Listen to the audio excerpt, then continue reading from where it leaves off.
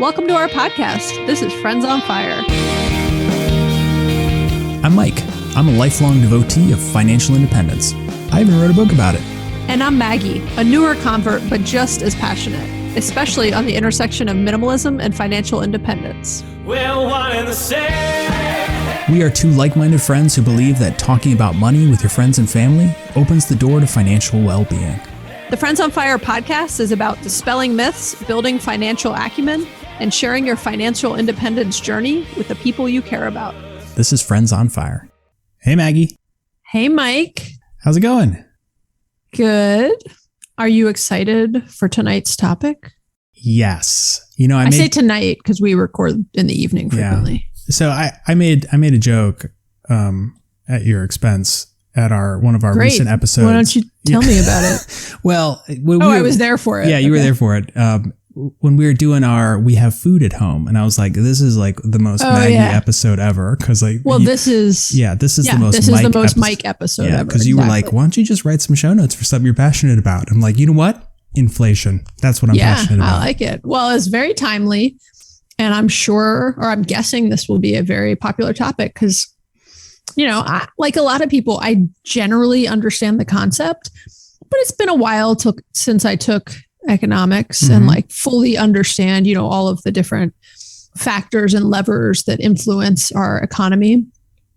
And I'm excited for this discussion. I think it'll be an educational show for people. Good. I'm glad to hear it.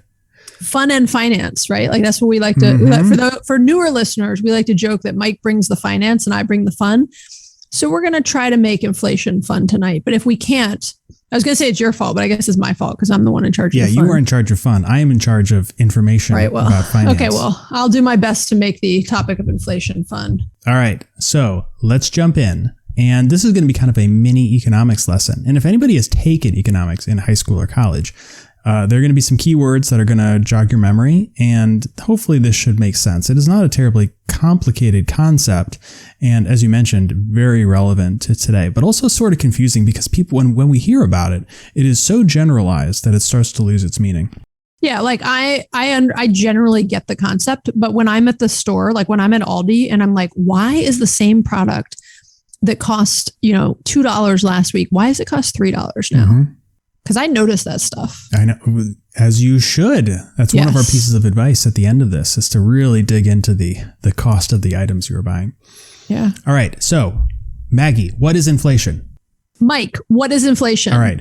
Inflation is the steady rise of cost of goods and services, and it's normal as part of a healthy economy. In theory, a healthy economy sees wage increases as the cost of living increases. So if you think back to before any of us were born, when, the Great Depression? Like a hamburger was a nickel, but people also made $5,000 a year. And so wages have increased. The cost of a hamburger is much more expensive, but it doesn't feel any different. That is normal inflation. Yeah. And that's why you said the steady rise. The steady rise. In theory, inflation is steadily rising, almost so slowly you don't really notice day to day. Yeah. If something gets really expensive for like a month because of some supply chain issues, or, there's super high demand for some limited. Like gas goes up because there's a pipeline that's not inflation. Broken. Inflation is when all things steadily increase over time. That is generally what inflation is. Mike, I think it's interesting to kind of double click on what you said about a healthy economy is one where we would see wages rising at essentially the same rate of inflation, or the same rate as cost of living is increasing. But where we would get into like an unhealthy economy is what would be called like hyperinflation, right? Where, in Venezuela, it's like the cost of milk goes up to $50, or, things just are increasing at this massive rate that is in no way in line with wage increases. And we're not in a hyperinflation environment now, but their inflation is increasing. I think many in the short term, at least, would say it's increasing at a rate that like wages are not increasing. Because I've heard a lot of people complain that their annual increase at work in no way matches the price increase on cost of goods lately. Yeah, you're absolutely right.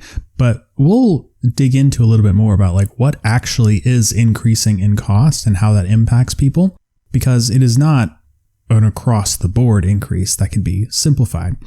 All right, so let's talk about what drives inflation. Both supply and demand can both drive inflation. So think of it like this.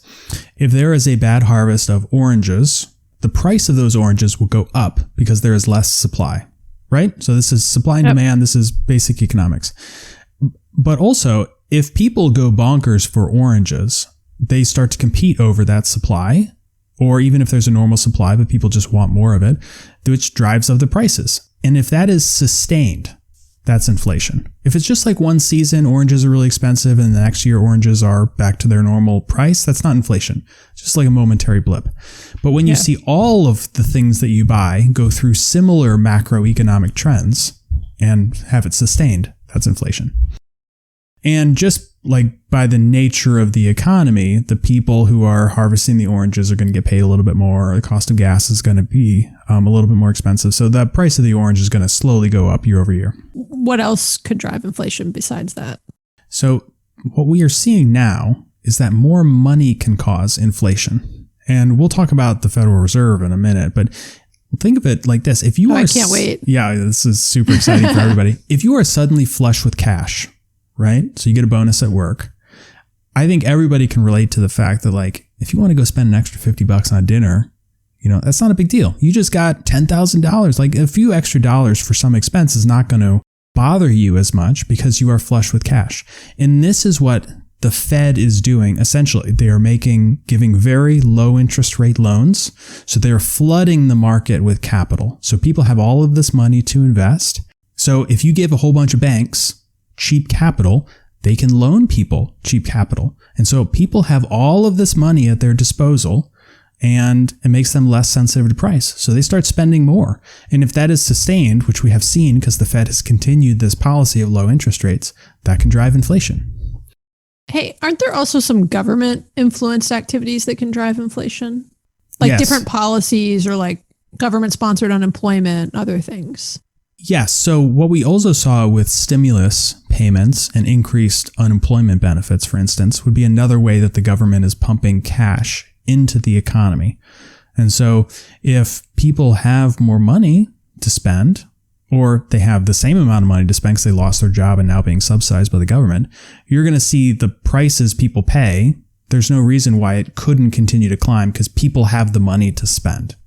Yeah, a little bit of that was happening during COVID when you're absolutely right. So many people were getting unemployment. And oddly, you would think that would cause people to spend less, but all of a sudden people were spending more. Yeah, because most people are not on a fire journey like us and our listeners. When they have money, they spend it. Yeah. Okay. So Mike, I think that's helpful. I mean, I could have described what inflation was and really, what drives inflation, but I like to let you take the center stage for these topics you're so passionate about. Yeah. Because we talked about food previously, which I let you handle. And so I don't want to hog the airwaves here. Yeah. This is an equal opportunity show here. So let me ask you a question though. Is inflation inherently bad? Like, is it always a bad thing? Inflation is not bad. I think inflation's good, because it feels kind of bad right now. Like, it feels bad when it outpaces the increase in money people have. Like right now, I'm in the process of retiring and not getting a paycheck. Right. And the cost of everything is going up. It feels bad right now. Right. But going back to like the hamburger for a nickel example, I don't think that anybody today would say that like going out for a hamburger is a horrible thing that's happened to our society. They have enough money to pay for that hamburger in the same way that 100 years ago, somebody had money to pay for that nickel hamburger. Yeah. I mean, as a vegan, I think going out for a hamburger is a horrible thing that is happening to society, but we can table that for a moment and get back to inflation. Well, thank you for keeping me honest. You're right. That was a terrible example to give with you. Let's go back to going bonkers for oranges because I could go bonkers for oranges. Okay. So inflation is good, but at a manageable pace. Like when we think about what the primary purpose of the Federal Reserve is, their purpose is not to eliminate inflation. It is to manage a healthy level of inflation. And that's what they pull these levers with interest rates. And that's what they're working on right now. Hyperinflation is horrible. And you mentioned Venezuela. This is what happens when the momentum picks up and spirals out of control. but we are not there. I do not think the United States is even capable of getting there due to the complexity of our Federal Reserve system. So going back to the Federal Reserve, they control this with interest rates. And cheap interest rates, so cheap loans, effectively, can jumpstart the economy. This is what we saw right at the onset of COVID. But too much cash for too long causes inflation, which we are seeing now. And so they are increasing interest rates. And they don't want to increase it too fast because it will put the brakes on the economy. You want to do it slowly. And this is like way past my level of comprehension. But this is a very sophisticated system, which is managed by this entire branch of the government. Yeah, sometimes when you say things are past your level of comprehension, I just give up altogether. Yeah. Well, I'm just like, I'm out. If he's out, I'm definitely out. So let's talk about this in something I know you can understand. Are we going back to oranges? No, we're going to talk about mortgages. So if you have, like, let's say you wanted to buy a house and your interest rate was 10%, you'd be like, holy shit, I can't buy a house. I'm out. I don't want one. And I'm certainly not going to buy a $500,000 house. So you know what? I'm going to put a huge down payment. I'm going to do a $200,000 house because I just can't afford it. But if your interest rate was 0.1%, you'd be like, this is nothing. I'm barely paying anything for this loan. I'm going to borrow this over 30 years and I'm going to go buy $1 million house because now I have this very cheap capital and a lot of it. I can go do whatever I want. It's not going to cost me anything.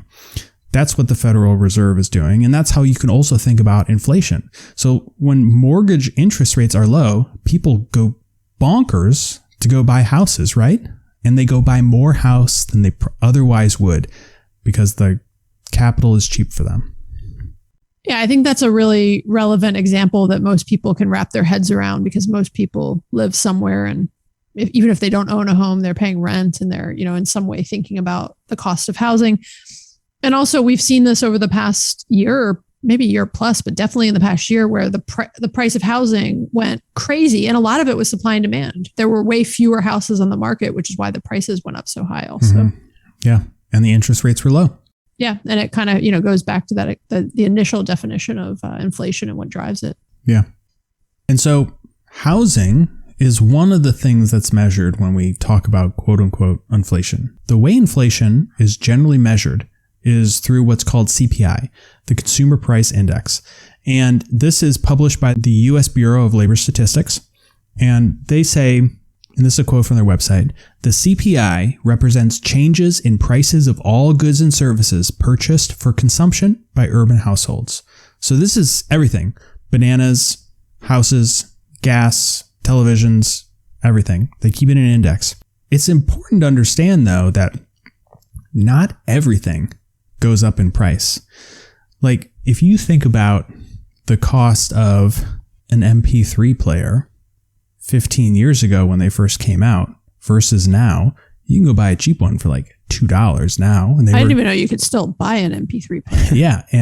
But you might not need one. But the point is, like, primarily with technology, stuff becomes less expensive. If you think back to clothes, think back to 100 years before you were born, all clothes had to be handmade and hand woven. The fabric it was very time consuming and expensive. That's why people did not have huge wardrobes. So it would be the equivalent of having a dress that costs you $1,000 that you'd have to wear on a daily basis. You can go buy a dress for $1 at Old Navy right now. So stuff comes down in price, but for the most part, things are increasing, and that index, the aggregate increase, is what inflation is. So when I'm modeling it for the sake of simplicity, I might include like 3%, which is typically is like what big companies are giving as annual merit increases. And that's where that number often comes from. But in reality, there's some things that are going up at higher rates and some things that may not be increasing, where the cost actually could be going down on certain things. Yeah. Let's talk about big ones that are relevant for our lives. So the cost of a car. Vegan meatballs, yes. But you want to go bigger, cost of a car. Yeah, cost of a car is getting really expensive. And we should... Housing, like we talked about. Yeah, housing, but you and I don't have mortgages. So and we don't pay rent, so our housing costs are flat. So in that example, inflation is not relevant to us as far as housing costs because we own it outright.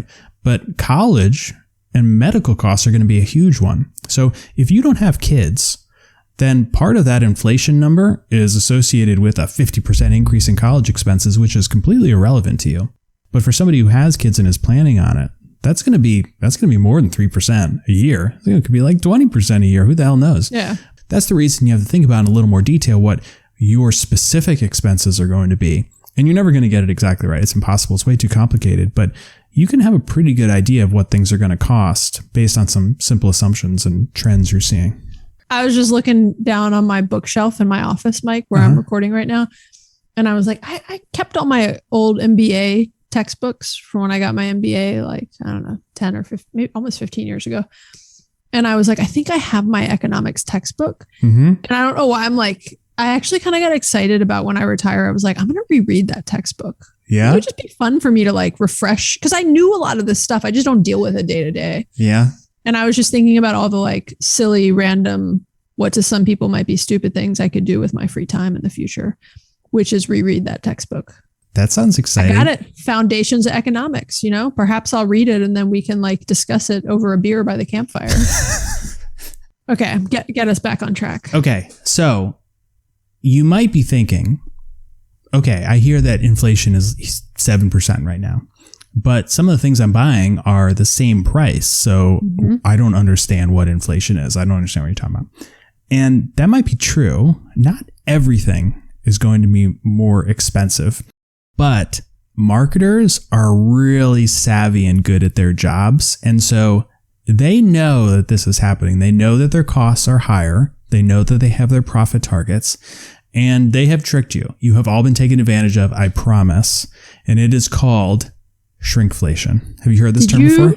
Did you just make that term I up? did not. It's a real thing. It's a legitimate term. All right, I'm going to Google it and verify that. Okay, you do that. There's a hyphen. If you find an error, please let me know, because it's very possible. The one error I have found is, yes, shrinkflation is a word. It is not hyphenated in the way that you have hyphenated it in our show. So I'm just saying, all of a sudden, I'm a little bit more of the shrinkflation expert than you are. Thank you for this value add. Let me And I have deleted the hyphen. You're welcome. Okay. All right. So here's how shrinkflation works. That box of cereal you're looking at might still be $4, the same $4 it was 2 years ago. But if you check the weight, you are getting less material inside. They might even make the box taller. So let's say we're not in a period of huge inflation. They might make the box super tall. It looks bigger on the shelf, but it's thinner. And then the overall weight is less. And there was also some big controversy over Cadbury cream eggs, where they're the same shape, but they made them all slightly smaller. So you're paying the same price, but they're all slightly smaller. This is shrinkflation, and it is happening to everything, and everybody is a victim of it. This is I use the word victim too, because I feel like a victim. Yeah. Except power is in understanding what's happening. So I don't feel like a victim, because I'm like, joke's on you. I'm going to Aldi. Their prices are better anyway. Not to say Aldi's not doing a version of this, but you're still going to get a better deal at Aldi. Right. But I noticed this is kind of a silly example, but this happens all the time, even when it's not shrinkflation per se. It's just maybe it's still called shrinkflation, but just the idea that someone wants to kind of hit a certain price point. Actually, the Dollar Tree, two great examples. One is the Dollar Tree. If you ever pay attention to the Dollar Tree, it's not always that you're getting a great deal. They're selling things in smaller quantities. And so there might be toothpaste is a great example. They sell toothpaste. It's a much smaller size tube than what you get. It's not a travel size tube. It's kind of in between. And I'm trying to think of some other examples, but it's just the pack is smaller. Almost everything they sell. If you get a roll of tinfoil. Plastic bags. The one at the supermarket is 50 yards. The one at Dollar Tree is 20 yards. Yeah, they have Ziploc bags. You get 10 bags. Yeah. You get it at Target, you get 30 bags, and you're getting what you pay for, right? There's no such thing as, something that seems really free. And this is another silly example, but we buy advent calendars for the kids every Christmas. And I used to get them at Trader Joe's, and sometimes they're sold out, but they're always $1. And I'll buy extras and give them to my friends' kids. And they're just kind of a cute little kind of trinket around the holidays. The kids have fun with them. And one year they had some, I think at either Aldi or Lidl, and it was cheaper. And I was like, oh, it's cheaper. And then I looked at, and my kids actually commented about the size of the pieces of chocolate. They noticed that they were smaller. And I looked at the ounces, the total weight of the chocolate you get through the entire calendar. And I was like, it's just less. That they're right. The chocolate's smaller. And that's why they're charging less. And so you feel like if you're not paying attention to that kind of stuff, I feel like I'm getting a great deal. But in reality, I'm just getting a smaller advent calendar and smaller pieces of chocolate. I thought you were going to surprise me and say the advent calendar only had 10 days in it. That would be funny. All right. So what can you do about inflation? We have a number of items to think about. The short answer is nothing. Just deal with it. But let's go through something that's a little more helpful than that. Yeah, I think the biggest thing you could do, which I think we both do, is just control your spending, right? The less you spend overall, the less inflation will impact you in terms of absolute dollars. And even just you noticing, like, I don't feel super kind of put out by inflation lately, because the main thing where I'm feeling the impact of inflation is on the cost of food at the grocery store. And honestly, just that things are out of stock. Aside from the price of things, ridiculous number of things are just constantly out of stock. But I don't buy a lot of other like consumer goods day to day. And so I'm not really even noticing it. Like gas and groceries are the two things I notice. Yeah, I agree. We're in the same boat. The second point is going to be shop differently if you can. Part of the inflation issue right now is supply chain struggles, and they're real. So if you are buying something that has to be shipped by ship or air, that's going to be a huge increase in cost, also probably a delay. So shop local, shop smaller items, ship things together, wait all together until certain supply chain issues have been resolved, but don't continue doing the exact same thing you've been doing because you're going to pay for it now. Yeah, I'll give you a couple examples. There's a number of vegan products that we really like from Aldi that have been out of stock for like months. And I have like a conversation with the Aldi employees every time I'm there. Oh, I bet they love that. They're very friendly. Apparently they're out of stock like in every store. And it's just, I'm always like, am I getting here at the wrong time of day? Because Mike gets there when the Aldi opens. I get there right before the Aldi closes. So I'm like, is it just that I'm here late? Yeah. But we've kind of adjusting like what we're eating right now. I could get some of those same products somewhere else, but they're I can go to Whole Foods. They're much more expensive and it's just not worth it to me.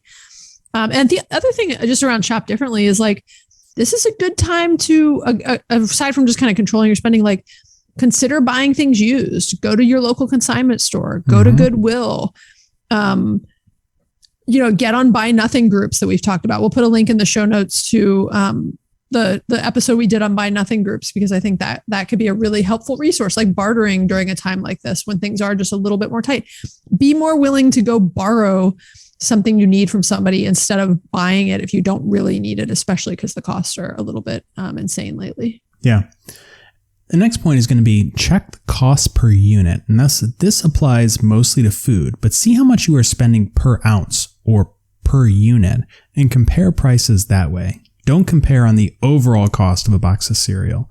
Compare to the cost per ounce of that cereal, or, the cost per foot of toilet paper you are buying. This is the easiest way to get around shrinkflation and all the tricks that marketers have when they merchandise their products. Yeah. And I'd say I'm going to hit the same point again, but it's a little bit different. Like when you're looking at kind of that cost per unit, like I'm going to give another Aldi example because it's like all I spend money on lately. But there's certain products where the price has increased. And then in the same category, there's others where the price hasn't increased. And a lot of it could just be related to like that product's imported, whatever it is. And so just pay attention to that. And again, just potentially consider be like, well, get that one instead of that one. And you could actually save a good bit of money right now. Another thing you can do to help your planning is that remember that inflation is real and it's going to have a real impact on your life, but it is more complicated than just calculating a percentage increase year over year of all of your expenses. Think really hard about the big ticket items that are definitely going to increase by a lot, like houses, cars, medical care, and college. Yeah. And then I think the final thing that we can all do about inflation is just deal with it, right? It's the reality of a capitalistic society that we live in. We will be okay. We will get through this. The, economy and the world is not going to collapse, and just control what you can control in your life. Like some of the examples we talked about and whatever is applicable to you. And don't worry about the stuff you can't control. Like there's no sense in getting bent out of shape that XYZ product costs so much right now. Either choose to buy it or don't. Yeah. And, move on with your day. All right, Maggie, this wasn't too bad, right? It was kind of interesting. Yeah. I mean, woo, inflation, fun topic. Look, guys, we'll do an inflation part 2 if people are really loving this topic. All right, let's do our top 3 takeaways, Maggie. Okay. Number 1, inflation is a normal part of healthy economies. That might have been the most concise key takeaway I've ever heard you give. I'm tired. Okay. All right. Number 2, inflation numbers you hear in the news are based on the Consumer Price Index, the CPI, and reflect the aggregate increase of all the things being sold, not the increase of every item being sold. God, you're so long-winded. Number 3, keeping your spending low is extra important right now. So use current inflation as a little bit of an extra reason and a bump to scrutinize your expenses and keep them low. It's a great thing of take, I was going to mess up the phrase.